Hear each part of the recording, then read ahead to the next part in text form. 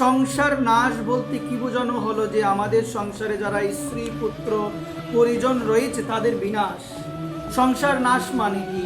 তো বললেন আমাদের সংসার মানে আমরা বুঝি যে স্ত্রী পুত্র পরিবার কুটুম্বাদি এদেরকে নিয়ে সংসার, কিন্তু শাস্ত্র বললেন সংসার হলো আমাদের মনে, বাসনায় হলো সংসার, কামনায় হলো সংসার। স্ত্রী পুত্র পরিবার সংসার নয়, আমাদের বাসনা আমাদের কামনায় হলো সংসার। এই জন্য বলছেন যার যত কামনা বেশি, যার যত বাসনা বেশি, তার তত দুঃখ বেশি।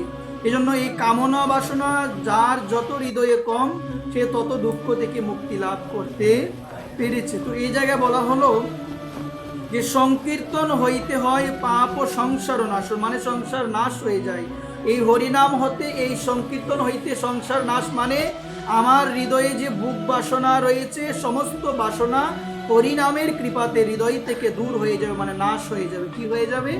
দূর হয়ে যাবে। এই বুক বাসনার জন্যই বারংবার এই জগতে আমাদের আসতে হচ্ছে, আবার যেতে হবে। যতদিন না পর্যন্ত এই বুক বাসনা থেকে আমরা মুক্ত না হতে পারবো, ততদিন জগৎ সংসারে আমাদের আসতে হবে, আবার যেতে হবে। এই জন্য এখানে বললেন সংকীর্তন হইতে পাপ ও সংসার নাশন।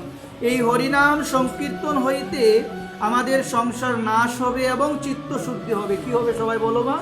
চিত্ত শুদ্ধি হবে। এটাই প্রয়োজন আমাদের মা, চিত্ত শুদ্ধিরই প্রয়োজন। আপনি আপনার জীবনে অনেক বছর ধরে প্রসাদ পাচ্ছেন, আপনি জীবনে অনেক ধর্মকর্ম করেছেন, কিন্তু হৃদয়ে যদি জটিলতা থাকে, রাধারানীকে কখনো পাওয়া যাবে না। এই জন্য বলেন যার হৃদয় যত জটিল, রাধারানী সেই ভক্তের থেকে তত বেশি দূরে।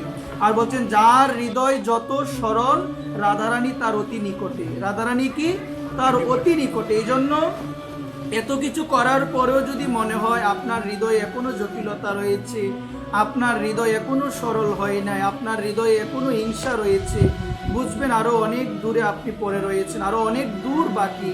এই জন্য বললেন আমাদের এই ধর্মকর্ম ভাগবত কথা শ্রবণ এগুলোর উদ্দেশ্য হলো যেন আমরা হৃদয়টাকে এবং চিত্তরূপী দর্পণকে যেন মার্জন করতে পারি, এবং চিত্তরূপী দর্পণকে যেন হরিনামের মাধ্যমে ভাগবত কথা শ্রবণের মাধ্যমে হৃদয় মনকে যেন শুদ্ধ করতে পারি।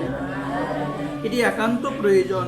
তো এই জায়গায় বললেন যদি কেউ ভগবানের সে নামকে সর্বদা স্মরণ করে, যদি কেউ সর্বদা গোবিন্দের নামকে স্মরণ করে, ওই গোবিন্দের নামকে স্মরণ করতে করতে তার হৃদয়ে যত মলিনতা, তার হৃদয়ে যত ধরনের অন্ধকার, সমস্ত অন্ধকার নামের প্রভাবে, স্মরণের প্রভাবে, ভগবত নাম চিন্তনের প্রভাবে তার হৃদয় আলোকিত হয়ে যাবে। কি হয়ে যাবে মা?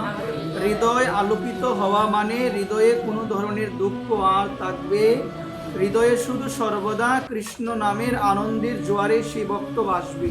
এই জন্য বললেন আমাদের সর্বদা ভগবানের এই নাম গুণকীর্তন করা আমাদের প্রয়োজন, কারণ নাম ছাড়া কখনো নামীকে পাওয়া যাবে না।